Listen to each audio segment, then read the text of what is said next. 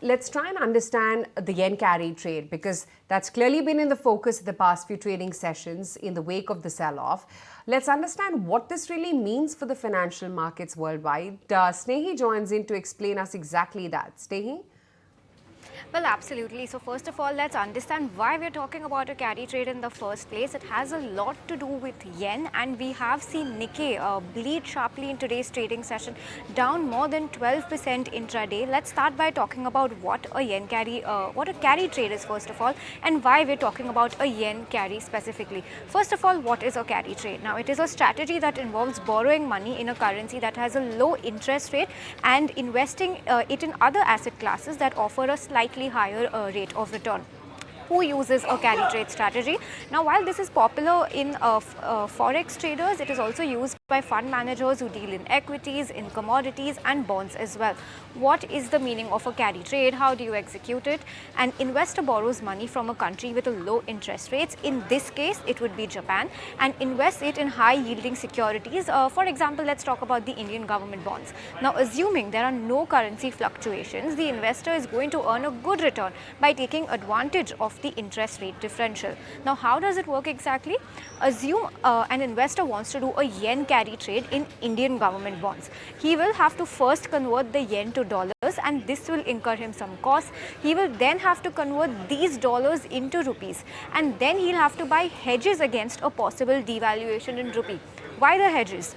This happens because if the rupee weakens, you will need more rupees to buy the same amount of dollars, which is why hedging against any fluctuation is necessary.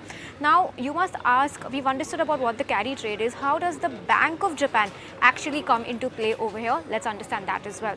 The Bank of Japan recently increased its interest rate to 0.25% from 0 to 0.1%.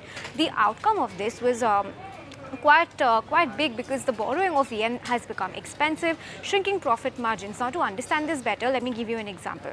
If $1 equals 80 rupees at the time of investment and the rupee weakens to 85 against the dollar, it will mean that you will now need 85 rupees to refinance that $1 that you had purchased earlier for only 80 rupees. Similarly, if the yen was 140 to the dollar at the time of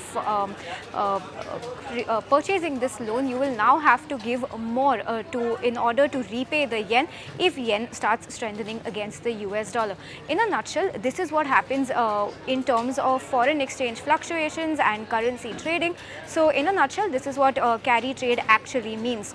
Now, going ahead, let's also quickly understand why this has created such a big impact, and what will happen if the Bank of Japan were to hike rates further. Higher interest rates could attract more inflows into Japan, strengthening the yen. Now, this could increase losses for the traders, and repaying the loans could become more expensive. The hikes will cause the spread between the yen and the higher yielding currencies to narrow or diminish, and the carry trades in yen may lose appeal. So, because of all of these mechanisms getting into place, yen carry is in focus today, and that is why Nikkei has been tanking so sharply in today's trade. Yes, that it is, and clearly bringing about a ripple effect across the globe. Snehi, thanks for that explainer. If you like this video, then like, share and subscribe to ET Now.